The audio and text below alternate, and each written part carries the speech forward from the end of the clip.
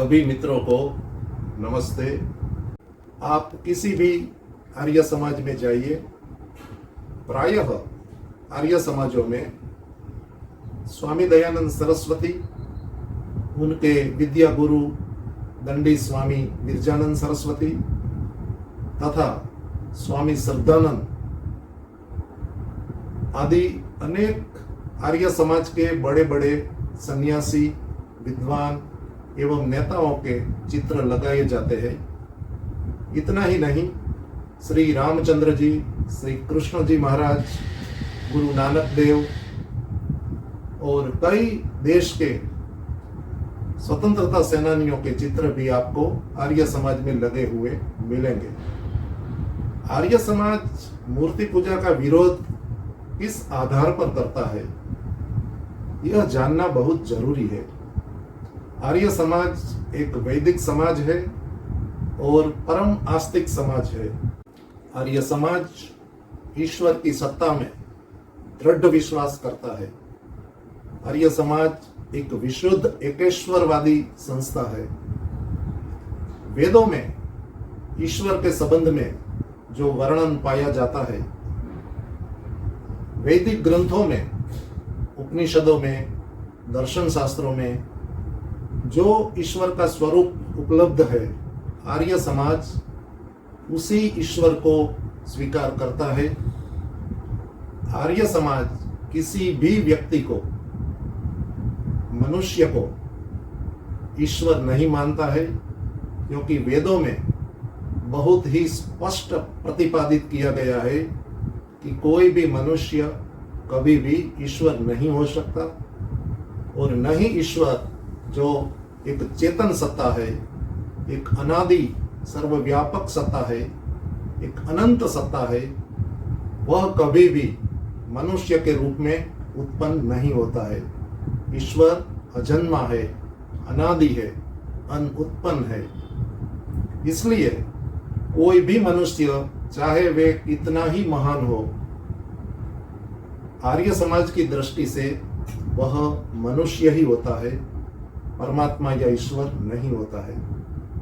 और वेदों में बहुत ही स्पष्ट शब्दों में यह बताया है कि ईश्वर अकायम है, ईश्वर शरीर रहित है। यजुर्वेद में एक मंत्र में मूर्ति पूजा का निषेध करता हुआ बहुत ही सरल वाक्य उपलब्ध होता है, न तस्य प्रतिमा अस्ति। ईश्वर की कोई प्रतिमा नहीं हो सकती है, नहीं होती है। ईश्वर में रूप नाम का गुण नहीं होता है। रूप गुण का अभाव होने से ईश्वर को हम आंख से कभी भी नहीं देख सकते हैं।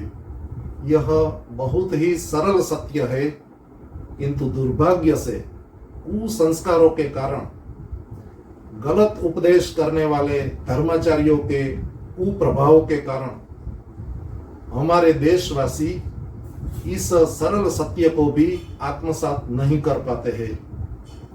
एक ही ईश्वर समस्त सृष्टि में ओतप्रोत है, व्यापक है, अदृश्य है, निराकार है, सर्वांतर्यामी है।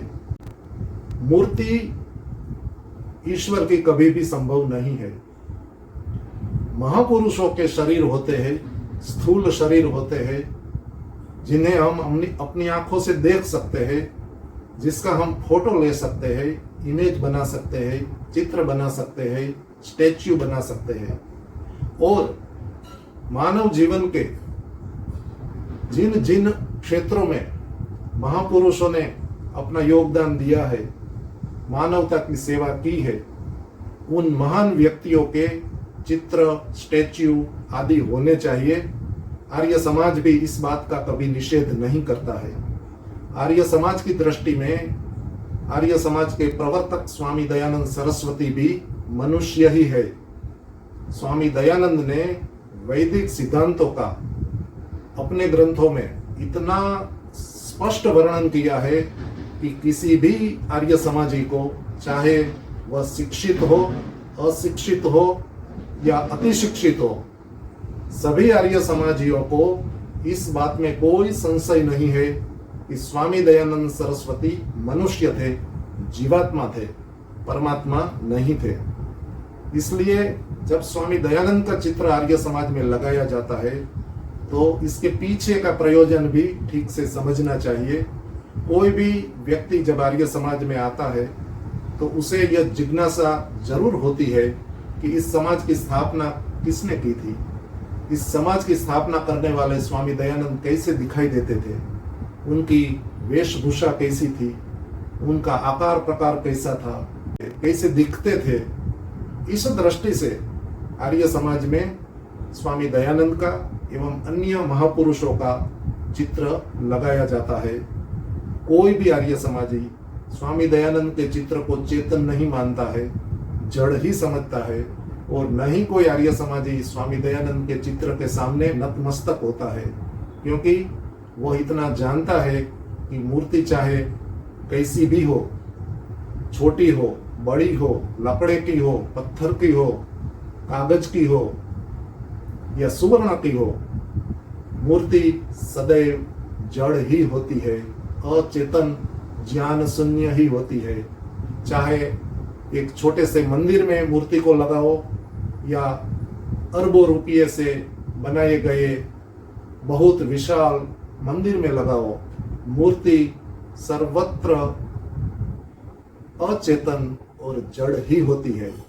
उसे यह पता नहीं होता है कि मुझे कौन देख रहे हैं, मेरे सम्मुख कौन हाथ जोड़े खड़े हैं। इसलिए मूर्ति को ईश्वर समझना एक बहुत बड़ी भ्रांति है, और हमारा समाज जितना जल्दी इस भ्रांति में से बाहर निकलकर सच्चे ईश्वर की वेदोक्त पद्धति से ध्यान उपासना करेगा तो इतना ही जल्दी हमारा कल्याण होगा।